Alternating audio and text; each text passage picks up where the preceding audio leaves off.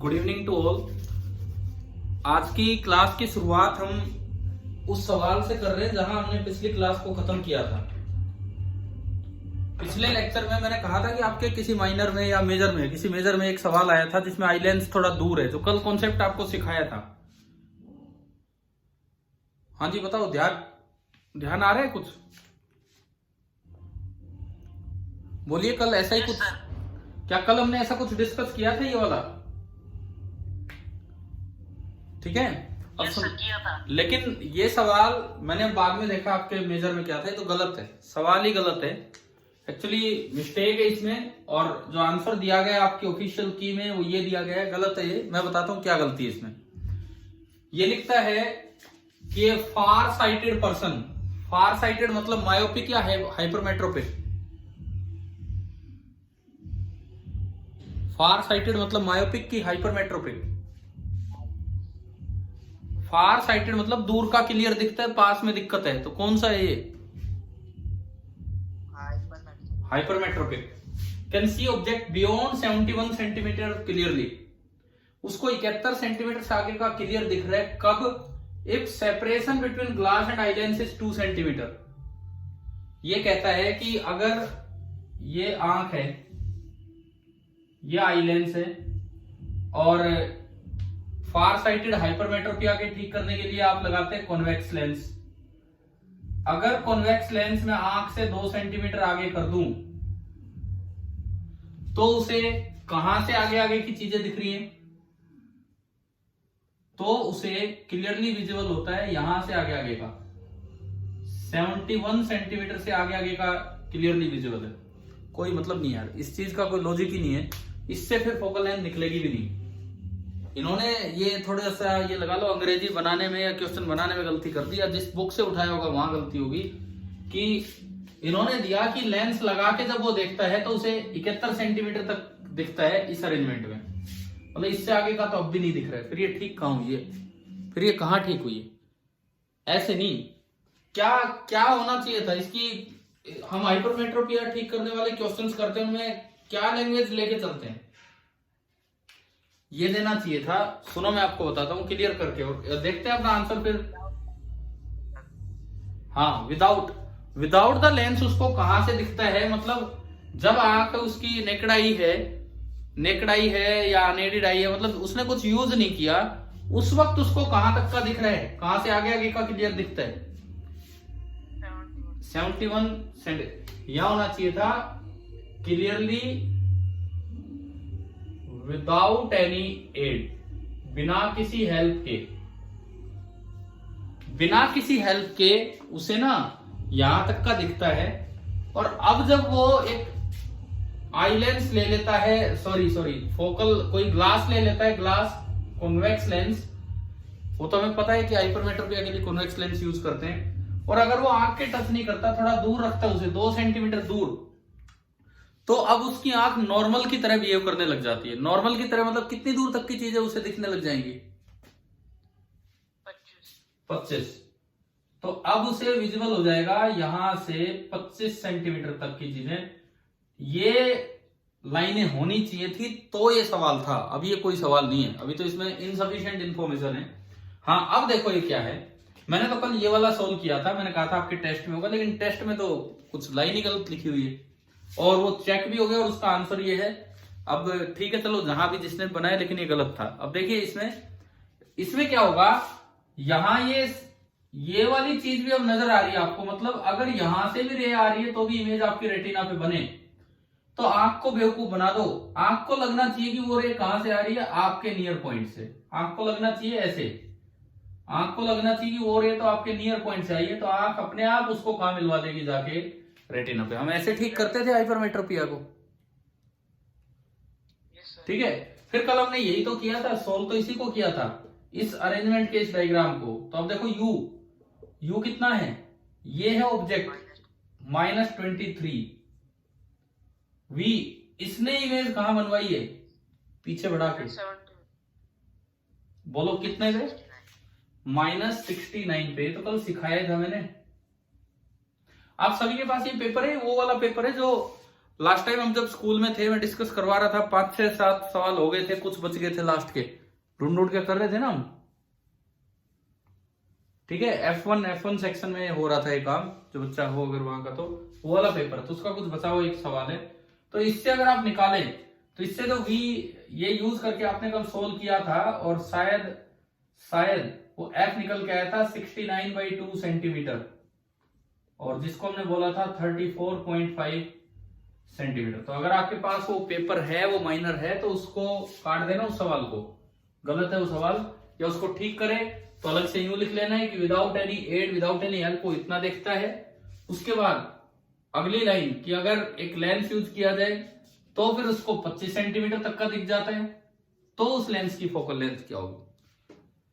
बताइए, ये वाला कॉन्सेप्ट क्लियर हो गया आप सभी को? ठीक है, और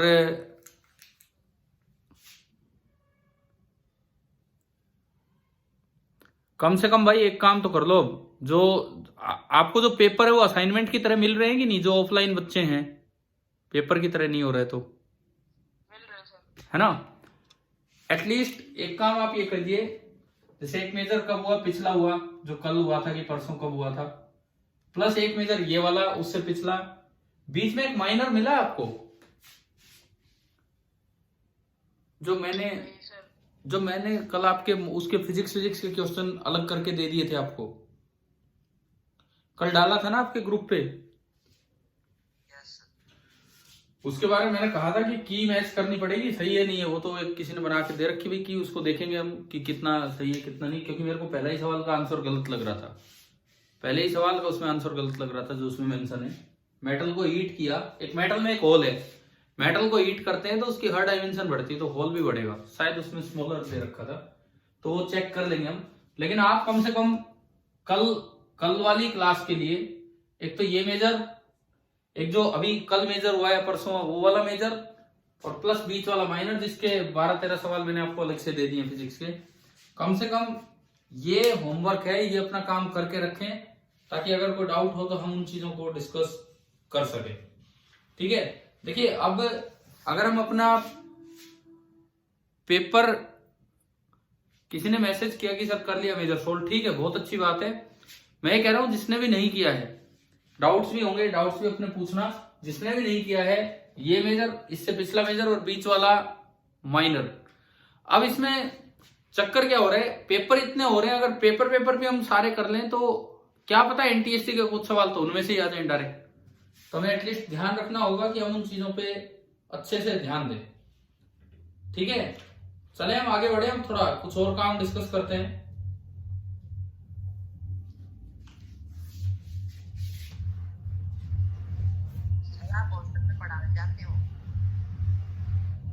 डेली नहीं, लेकिन जा रहा हूं। जो आपको मैं ऑनलाइन करवा रहा हूं, यही काम जैसे आपको रोज करके करवाया, उनको 2-3 दिन में एक दिन करवा दिया, इस तरह से 2 दिन में एक दिन लगा दो, 2 दिन में एक दिन, इस तरह से करवा रहा हूं। ठीक है, चलिए अब हम आगे बढ़ते हैं। एक मैं वैसे डिस्कस कर चुका कभी, वेव फिनोमेना, वेव एक अच्छे टॉपिक है। आप ये बताओ, 3 वेव फिनोमेना हमने पढ़े हैं, 3 वेव फिनोमेना, मतलब नाम लिया हो,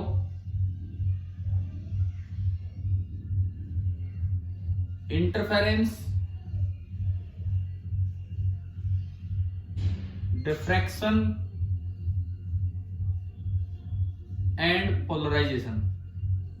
पता है यार, ये नाम लिए हमने, नाम पीछे तीनों लिए सर। हाँ, एक बार ये बताओ, इंटरफेरेंस का मतलब क्या होता है? लाइट प्लस लाइट मिलके, मैं इसलिए इन पे आ रहा हूं, आपके सिलेबस में ऑप्टिक्स भी है और साउंड भी है, तो दोनों वेव है, तो कहीं भी कोई ऐसी चीज आ सकती है। लाइट प्लस लाइट मिलके बहुत भारी रोशनी भी प्रोड्यूस कर सकती है और अंधेरा भी प्रोड्यूस कर सकती है। इस चीज को हम क्या बोलते हैं? इंटरफेरेंस।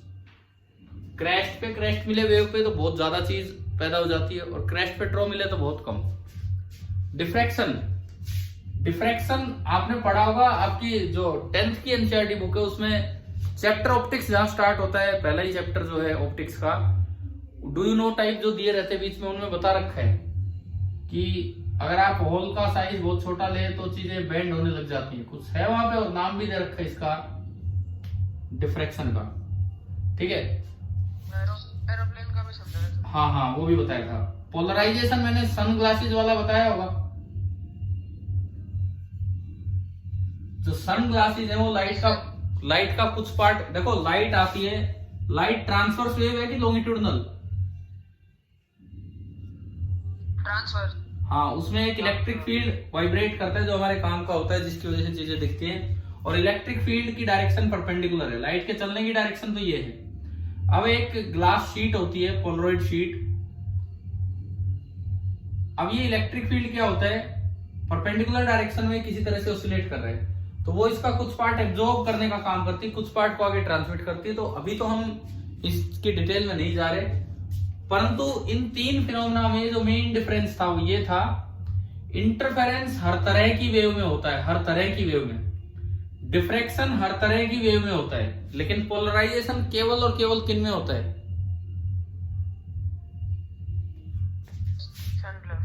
ट्रांसवर्स। पोलराइजेशन केवल और केवल आपकी ट्रांसवर्स वेव्स में होता है, पोलराइजेशन केवल और केवल आपकी ट्रांसवर्स वेव्स में होता है। तो यूं बताओ, आपसे पूछा जाए लाइट वेव में इंटरफेरेंस होगा, पहला सवाल, बोलो बोलो जल्दी बोलो, क्या लाइट वेव में इंटरफेरेंस होगा? होगा। होगा। क्या साउंड वेव में इंटरफेरेंस होगा? आप इन 4-5 सवालों का जवाब देते जाएं। अब क्या साउंड वेव में क्या जवाब दिया? बिल्कुल होगा, साउंड वेव में भी इंटरफेरेंस होगा। अगला, क्या लाइट वेव में डिफ्रैक्शन होगा? फटाफट बोलना।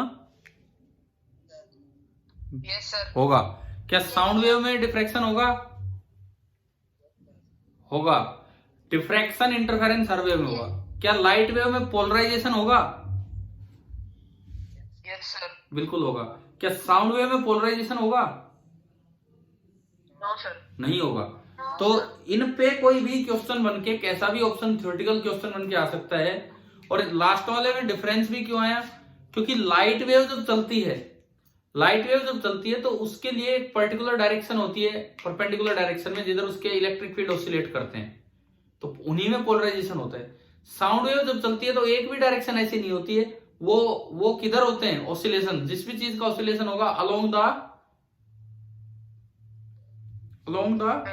डायरेक्शन ऑफ वेव होगा, along the direction of energy propagation होगा। तो एक भी डायरेक्शन, परपेंडिकुलर डायरेक्शन ऐसी नहीं है जिधर कुछ ऑसिलेट कर रहा हो। तो इसलिए साउंड वेव में पोलराइजेशन नहीं होता है, लाइट वेव में पोलराइजेशन होता है। ये इसलिए भी बताना जरूरी है कि आपके पूरे 9th-10th के सिलेबस में दो तरह की वेव्स हैं, एक तो साउंड वाली वेव 9th में आ जाती है और एक लाइट 10th में आ जाती है। तो मे भी कोई सवाल कभी भी वेव से रिलेटेड आ जाए, ठीक है, कोई लिमिट तो होती नहीं है, एनटीएससी में आ सकता है, कुछ भी आ सकता है क्वेश्चन। तो हमें अपनी तरफ से ज्यादा तैयारी रखते हुए चलना है। क्लियर है ना भाई ये बात? ठीक है, अच्छा सुनो, अब इसके बाद सुनिए, मैं अगर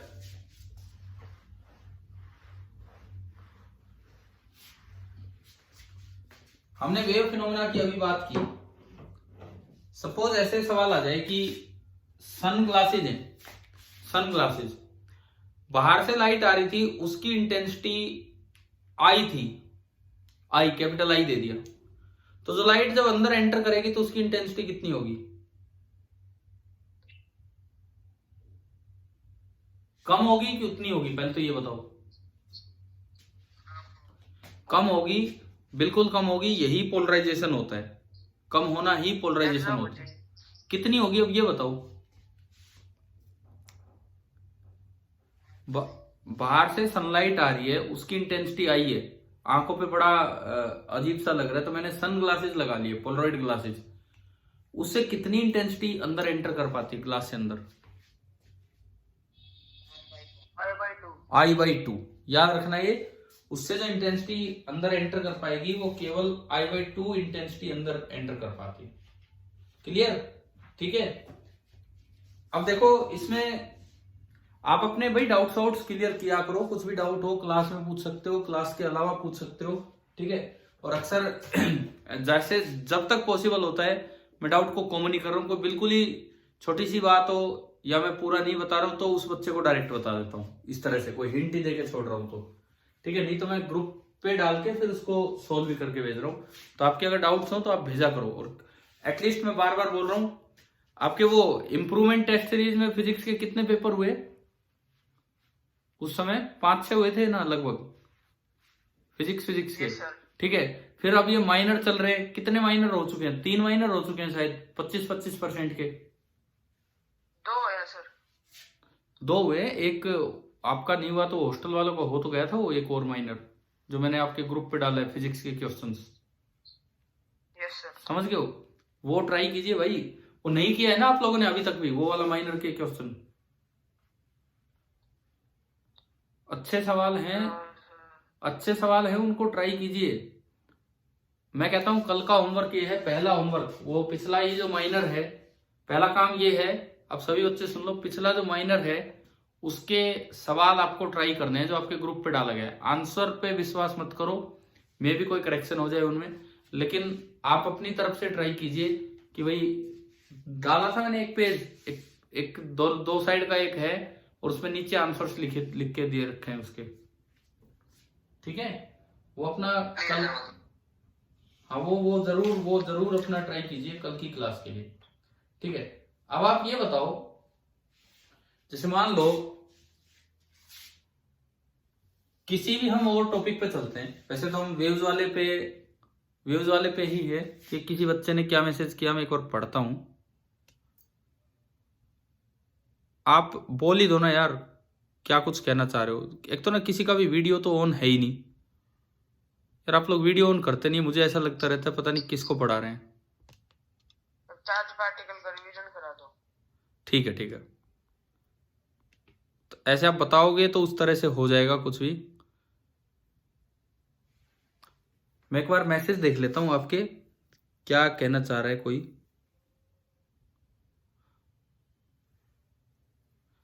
एक बच्चा लिख रहा है सभी बच्चों को जाना है हॉस्टल, एक तो ये पूछ रहा है। एक बच्चा लिख रहा है हॉस्टल में एक्स्ट्रा पढ़ाता है क्या? ना भाई, कुछ एक्स्ट्रा नहीं पढ़ाता मैं। अरे एक्स्ट्रा क्या पढ़ाऊंगा, जो आपको पढ़ा रहे हैं पढ़ा तो वही रहे, लेकिन अगर आप आ सकते हो तो बहुत अच्छी बात है। जो लोकल बच्चे हैं जो आ रहे हैं तो बहुत अच्छी बात है। मैं आपको बता दूं, कल मैं क्लास ले रहा हूं हॉस्टल में कल मैं स्कूल जा रहा हूं, हॉस्टल की क्लास है और उसका टाइम बता देता हूं आप सभी को, 11:30 सुबह से 2:30। उसको लाइव कर लेना सर। यार वो वहां ना बोर्ड ऐसा है और वो जगह इतनी सी रहती है, उसमें वो लाइव करने में दिक्कत आ जाती है। चलो अगर पॉसिबल हो पाए मैं स्टैंड लेके जाऊंगा, मैं लाइव कर दूंगा ना, मैं लाइव ही कर दूंगा 11:30 से 2:30। लाइव के लिए मुझे कोई जूम लिंक चाहिएगा, वो मेरे वाले इससे तो 40 मिनट का ही हो पाता है ना, जूम लिंक चाहिएगा वहां पे। अगर स्कूल में कोई फ्री होगा तो मैं कर दूंगा लाइव, ठीक है। लेकिन फिर क्या यार, फिर एक और भी तो बात है, आपकी इस समय और भी तो क्लासेस चलती रहती हैं। यस सर, केमिस्ट्री की होती है बस। हाँ तो फिर वो भी तो चक्कर है ना, फिर और क्लासेज भी हैं, फिर दो क्लास लाइव कैसे चलेंगे एक साथ। मैं 10 मिनट अगर आप चाहोगे तो मैं रिकॉर्ड कर दूंगा, डाल दूंगा। यस सर, रिकॉर्ड कर दो। क्योंकि लाइव इतनी देर मेरे पास ऐसी वो रिसोर्सेज नहीं है, कोई स्कूल का कोई लिंक मिलेगा तो उससे पॉसिबल है, नहीं तो मैं रिकॉर्ड जरूर कर सकता हूँ इस चीज को। रिकॉर्ड कर दो। ठीक है, जो भी है। लेकिन आप उसमें मैं बता देता हूँ मेनली क्या करेंगे हम। मैं आज मैसेज पहुंचवा दूंगा बच्चों को कि ये जो पिछले कुछ मेजर हैं जो कल हुआ, कब हुआ है मेजर, कब हुआ था जो स्कूल में हुआ था? परसों 23 परसों हुआ था, हाँ कल हुआ था। सॉरी। वो मेजर, एक बीच वाला माइनर जो केवल शायद हॉस्टल हॉस्टल के बच्चों का हुआ, आपका नहीं हुआ। एक उससे पिछला मेजर। तो हम पहला काम तो ये करेंगे, कुछ पेपर डिस्कशन, फिर कुछ और टॉपिक्स अपने छोटे छोटे साथ साथ डिस्कस कर ही रहे होंगे जो जरूरी हमें करना है। अभी एक बच्चे ने कोई यार एक टॉपिक बोला था, रिवाइज करवा दो। कौन सा टॉपिक बोला था?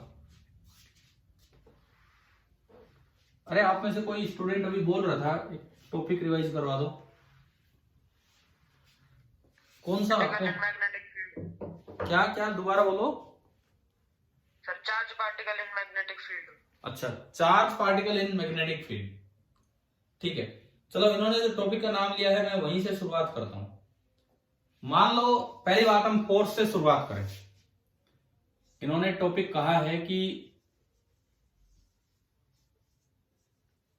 चार्ज पार्टिकल इन ए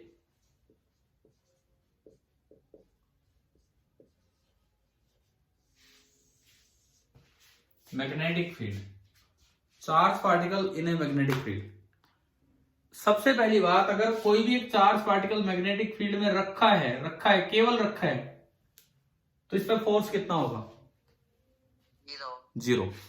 जब तक उसमें वेलोसिटी नहीं होगी फोर्स हो नहीं सकता। मान लो उसको वेलोसिटी दे दी, अब बताओ फोर्स कितना होगा?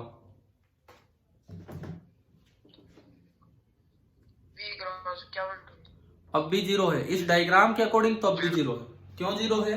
Yes sir, sine theta sine 0 degree zero हो गया। लेकिन अगर आप किसी और एंगल पे बी लगाते हो, किसी भी और एंगल पे बी, तो अब जो फोर्स लगेगा नॉन जीरो वो होगा, उसका फॉर्मूला होता है q into v cross B.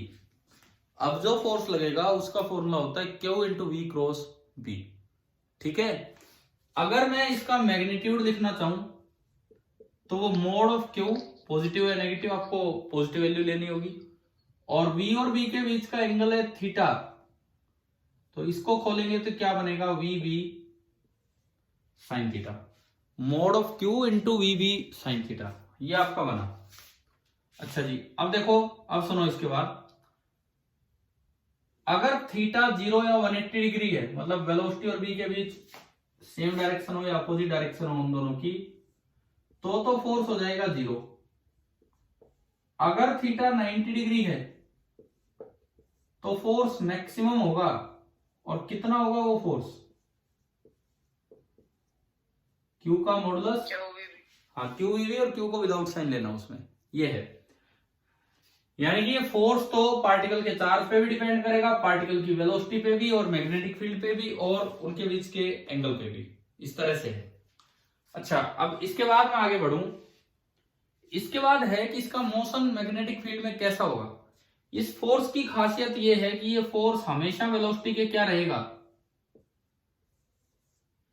Cross product हमेशा वेलोसिटी के परपेंडिकुलर आता है। अगर फोर्स हमेशा वेलोसिटी के परपेंडिकुलर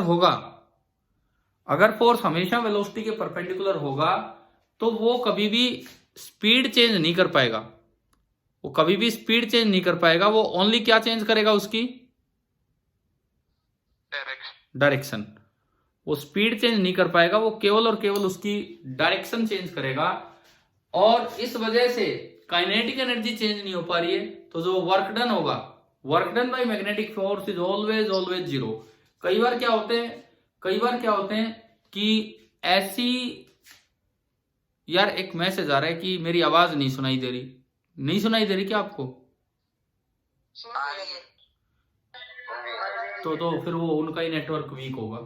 तो सुनो, कई बार क्या होता है, ऐसी सिचुएशन भी देखने को मिलती हैं जहां हमें लगता है कि वर्क कर रहा है मैग्नेटिक फोर्स, वर्क कर रहा है, लेकिन आप ये रिजल्ट याद कर लो कि मैग्नेटिक फोर्स का तो वर्क हमेशा कितना होता है? 0, है ना? ठीक है, इसके बाद सुनो, अब आपने बोला, एक बच्चे ने बोला कि इसमें मोशन को हम स्टडी करें, कैसा मोशन होगा। तो ज्यादा जो सवाल आते हैं वो तो आते हैं परपेंडिकुलर एंट्री वाले क्वेश्चंस, जिनमें V और B क्या होते हैं? एक दूसरे के परपेंडिकुलर। जिनमें V और B एक दूसरे के परपेंडिकुलर होते हैं, तो इस तरह का मोशन ऐसा मत मानना कि हमेशा होता है। सोचो मैग्नेटिक फोर्स रहती है तो हमेशा, वो तो है कि F B के परपेंडिकुलर, वो हमेशा होता है।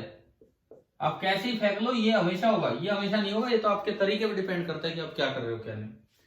सपोज ये हमने एक इलाका लिया, वैसे उस दिन हमने वेलोसिटी सेलेक्टर डिस्कस किया था ना एक दिन, अभी एक दो दिन पहले।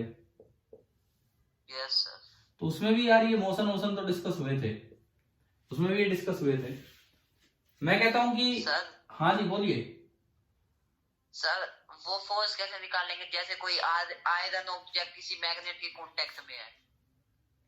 कोई आयरन ऑब्जेक्ट किसी मैग्नेट के कांटेक्ट में है, मतलब मैं आप ये पूछना चाह रहे हो कि एक मैग्नेट कितना फोर्स लगाएगा किसी दूसरे इस तरह के आइटम पे, आयरन पे या इस तरह से, है ना? ठीक है, देखो चलो इसको फिर हटाता हूं मैं। ये तो आता है ना यार, आपको करवा रखा है मैंने। हाँ भाई, ये तो आता है ना, सर्कुलर पाथ में जाएगा, रेडियस होगा mv/qb, ये सब तो कर ही रखा है शायद हमने कई बार। Yes sir. ठीक है, आप ये देखो जो अभी एक बच्चे ने सवाल किया, सपोज ये एक मैग्नेट है, ये इसका नॉर्थ पोल है और ये है इसका साउथ पोल। ठीक है, पोल की एक पोल स्ट्रेंथ होती है जिसे हम क्यू से भी डिनोट कर लेते हैं, मैग्नेटिक चार्ज भी बोल देते हैं उसे। जैसे वहां एक पॉजिटिव एक नेगेटिव होता है, तो यहाँ एक नॉर्थ और एक साउथ होता है, इस तरह से। ये इसकी पोल स्ट्रेंथ है नॉर्थ पोल की। ये है एक मैग्नेट, परमानेंट मैग्नेट। आपने क्या किया, इसके पास एक आयरन रख दिया। आपने सिंपली क्या किया, इस मैग्नेट के पास, इस मैग्नेट के पास आपने एक आयरन पीस रख दिया। तो मैग्नेट क्या करता है, नॉर्थ पोल इसमें पोल इंड्यूस कर देगा और अपोजिट पोल इंड्यूस कर देगा। ये परमानेंट पोल नहीं है, ये टेम्परेरी पोल है। ये पोल केवल तभी है जब नॉर्थ पास रखा हुआ है। तो इसने क्या किया, एक साउथ पोल इंड्यूस कर दिया और दूसरी साइड अपने आप क्या बन जाता है, नॉर्थ पोल। ठीक है, दूसरी साइड अपने आप नॉर्थ बनेगा। इसकी कुछ पोल स्ट्रेंथ इंड्यूस हो जाती है, उसको मैंने बोला QM डैश। डिपेंड करता है वो मटेरियल पे, कि सामने प्लास्टिक रख दो तो क्या मैग्नेट प्लास्टिक को अट्रैक्ट करता है? Not sir. नहीं करता। कोई और हल्का मटेरियल हो सकता है उसमें हल्का फुल्का पोल बन जाए। आयरन में स्ट्रॉन्ग पोल बनता है, इसीलिए अच्छा अट्रैक्शन होता है। अपोजिट पोल इंड्यूस हुआ है। देखो एक चीज मैं आपको इसी में लिख के दिखाऊं, ये जो है ये, दिस इज परमानेंट पोल। ये आपका परमानेंट पोल है। लेकिन ये जो है,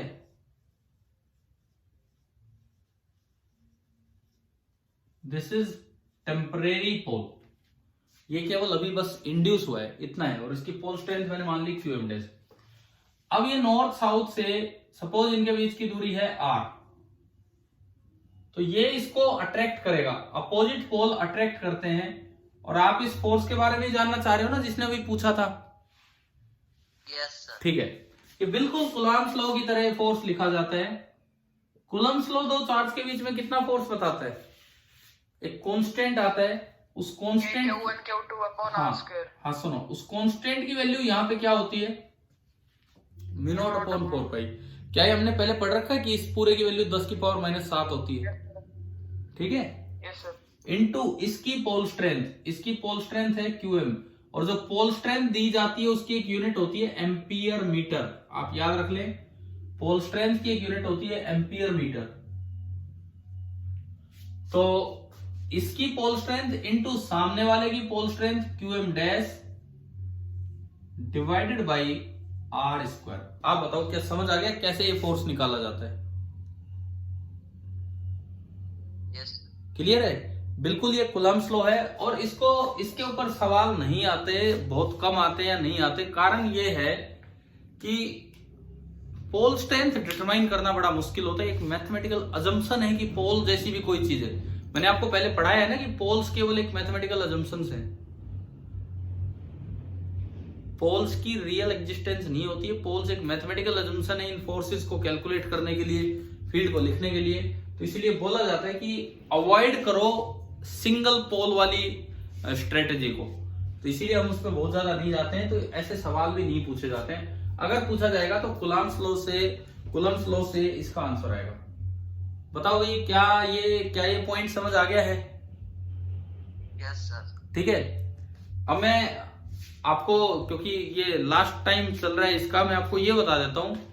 कल जैसे what is the use of a capacitor, एक बच्चे ने सवाल भेजा, what is the use of a capacitor. Capacitor का यूज मैं आपको बता देता हूं अभी, लेकिन उससे पहले एक और चीज क्लियर करूं। कैपेसिटर की डिटेल में मत जाओ, ये नहीं आता, एनटीएससी में नहीं आता, ये 12th क्लास में ही पूरा कैपेसिटर आता है। इलेक्ट्रोस्टैटिक्स का एक पार्ट है ये कैपेसिटर, तो हम वहीं पढ़ेंगे।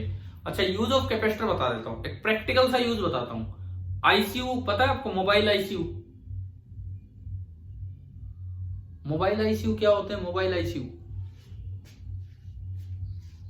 अरे एक ऐसी एम्बुलेंस जो आईसीयू का काम कर रही होगी, समझ गए हो ना? आईसीयू तो पता है हॉस्पिटल में क्या होता है? इंटेंसिव केयर यूनिट, है ना, जहां पे मतलब बहुत ही जो एक्सट्रीम केसेस हैं उनको रखा जाता है, पेशेंट्स को, है ना, पता है ना ये? ठीक है। तो कुछ मोबाइल आईसीयूज होती हैं। कई बार आपको जैसे मतलब हार्ट अटैक आने को हो रहा है, कुछ और हो रहा है, एकदम से एनर्जी देनी पड़ती है।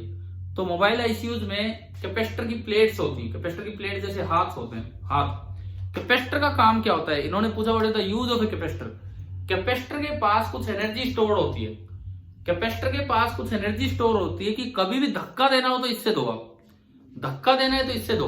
मोबाइल आईसीयू में वो हाथ होते हैं, वो पेशेंट के चेस्ट पे अगर लगाते हैं या जहां भी जैसे भी वो यूज करते हैं, तो उससे एकदम से वो चमक के पड़ता है, उसको झटका सा मिलता है, मतलब क्या पता दोबारा से एनर्जी आ जाए।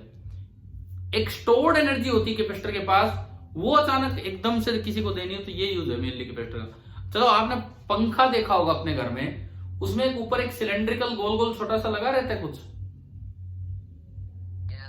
देखा है कि नहीं? जिसको कंडेंसर बोल देते हैं, कंडेंसर। वो कंडेंसर कैपेसिटर का ही पुराना नाम है। पहले कैपेसिटर को कंडेंसर बोला करते थे। तो होता क्या है कि उसका मेन पर्पस होता है पंखे को स्टार्ट करवाना। एक बार पंखा घूमने लग गया तो ड्यू टू इनर्शिया वो अपने आप भी काफी देर घूम सकता है। रेस्ट से उसको स्टार्ट में लाने के लिए उसे एकदम से एनर्जी चाहिए, तो उसके लिए हम क्या यूज कर देते हैं? वहां पे कंडेंसर यूज कर देते हैं। ठीक है। जैसे आपकी जो गाड़ियां होती हैं, गाड़ियां जब एक बार गाड़ी चल रही होगी, वो तो फिर चौथे गियर में, पांचवें गियर में भी चल सकती है, लेकिन स्टार्ट कौन से गियर में करना पड़ता है? अगर किसी को थोड़ा आइडिया है गाड़ी वाड़ी के बारे में, तो बाइक के बारे में, इससे स्टार्ट कौन से गियर में करनी पड़ती हो? फर्स्ट गियर में। फर्स्ट गियर में क्या होता है? मोटर एक बहुत ज्यादा एनर्जी दे पाती है और वो इतना टॉर्क जनरेट करती है कि उसको घुमा सके, नहीं तो और किसी गियर में वो स्टार्ट ही नहीं होगी, बार बार वो बंद हो जाएगी। तो कैपेसिटर का काम एक तरह से ये है, सडन एनर्जी देना। सडन एनर्जी देने का काम करता है वो कैपेसिटर। समझ में आ गया? एक और वही बच्चा लिख रहा है 1K is how many ohm. 1K ohm नहीं, कुछ भी हो, 1K का मतलब है 1000। 1K stands for kilo and it stands for 1000। जो ओम हो जी कहीं भी यूज हो रहा हो। 1 capital M stands for mega 10⁶। K for kilo 10⁻3। Clear हो गया होगा सभी को? ठीक है? Yes sir. ठीक है। अब सुनो, कल का मैं आपको बता देता हूं एक बार, क्योंकि अब आखिरी 2-4 मिनट बचे होंगे। एक बार आप देख के बताओ कितनी देर बची है इसमें टाइम? 3 मिनट है। तो सुनो, 18 सेकंड। सुनो, कल मैं क्लास स्टार्ट करूंगा 11:30 से 12:30 पहली क्लास होगी, फिर उनका लंच ब्रेक होगा। 11:30 से 12:30 पहली क्लास होगी, लंच ब्रेक मैं कोशिश करूंगा लाइव भी हो जाए, तो क्योंकि चक्कर ये पता नहीं आपकी किस समय किसी और सब्जेक्ट की क्लास है। अगर वो है तो वो अटेंड कीजिए, नहीं तो भाई आप ये देख सकते हैं। ठीक है, कोई करना चाहे तो नहीं होती सर, 10 मिनट का ही गैप आता है। मतलब 40 पे खत्म होती है केमिस्ट्री की क्लास, 40 पे खत्म होती है, 11:40 पे। अच्छा, उसके बाद कोई क्लास नहीं है ना? नहीं सर, तो आप चाहो तो कभी कभी लेते हैं। हाँ, तो चाहो तो ज्वाइन कर सकते हो, नहीं तो बाद में रिकॉर्डिंग देखो। एक क्लास होगी 11:30 से 12:30, उसके बाद लंच ब्रेक होगा। अब वो बच्चों में डिपेंड करता है, वो आधा घंटा लगा के आते हैं, 1 घंटा लगा के आते हैं। सपोज उन्होंने 1 घंटा लगा दिया, तो फिर दूसरी क्लास होगी 1:30 टू 2:30। कल ये मैं 2 क्लास लूंगा, लाइव भी चला देंगे, इन्हें रिकॉर्ड भी कर लेंगे, लाइव भी चला देंगे। और देखो फिर वही बात है, किसी की और कोई क्लास है तो अपनी वो अटेंड करो। आपकी कोई और भी क्लास है जो रेगुलर चल रही है, अपनी वो अटेंड कीजिए, क्योंकि ये तो रिकॉर्ड भी होगा, ये वाला काम तो रिकॉर्ड भी होगा, तो आप बाद में भी देख सकते हैं। कि रिकॉर्डिंग से देखने में कोई दिक्कत लगती है या ठीक ठाक समझ आ जाता है कभी देखते हो तो? कर लेना। क्या कह रहे हो? आ जाता है सर समझ। हाँ तो बस, तो फिर कोई दिक्कत ही नहीं है यार, उस तरीके से भी हो जाएगा। कल एफिशिएंसी फाइंड करना सिखाना। एफिशिएंसी किसकी? एफिशिएंसी मोटर की। इसके सवाल आपके आए हैं रिसेंटली, ठीक है। पीछे भी हमने वो इंप्रूवमेंट टेस्ट सीरीज में एक पेपर में जो वर्क एनर्जी आया, क्या केवल और केवल एफिशिएंसी पे 2 सवाल दिए थे कि नहीं बताओ, एक जनरेटर के और एक मोटर के, है ना। हाँ, तो वो मोटर की एफिशिएंसी वहां भी सिखाई है, मैं दोबारा से रिवाइज करवा दूंगा। कल इन 1-1 घंटों में काफी काम रिवाइज हो जाएगा। तो ठीक है भाई, फिर हम कल ही मिलते हैं। आप अगर डायरेक्ट ऐसे ना देख, वाला भी कराना टॉपिक। कौन सा सर वो 2 इमिसिबल लिक्विड क्लोज ट्यूब में होती है ना, एक साइड क्लोज कर देते हैं। ठीक है, करेंगे, वो भी करेंगे। अगर एक साइड क्लोज कर देते हैं, जैसे हमने जो किया वो दोनों साइड ओपन का किया था। ये सर मैनोमीटर में क्या था, एक साइड। हाँ, मैनोमीटर वाला अरेंजमेंट है, एक साइड क्लोज, ठीक है, वो भी कर लेंगे। वो सेम सा ही है, बस दूसरी साइड एटमॉस्फेयर का असर नहीं होता, केवल ये बात है। ठीक है, तो ये सारी चीजें। हाँ जी, और बोलो। रजिस्टेंस की कलर कोड की पिक्चर भेज देना एक बार। यार वो पिक्चर कलर के साथ कौन सा, वो चार्ट, वो जो चार्ट सा था, किस कलर का क्या है? Yes sir. वो दिया था वैसे आपको पहले कभी? यस सर, दिया था। कोई सीपीपी की तरह दिया होगा पहले, है ना। चलो मैं फिर दोबारा से वो चार्ट कोड भेज दूंगा आपको, जो भी ऑनलाइन है कलर कोड, मतलब चलो ठीक है। अगर किसी बच्चे के पास हो ना वो तब का भेजा हुआ, वो शेयर कर दे यार ग्रुप पे, किसी के पास हो तो वो अपना शेयर कर दे। ठीक है, आगे हम कल मिलते हैं। Thank you very much.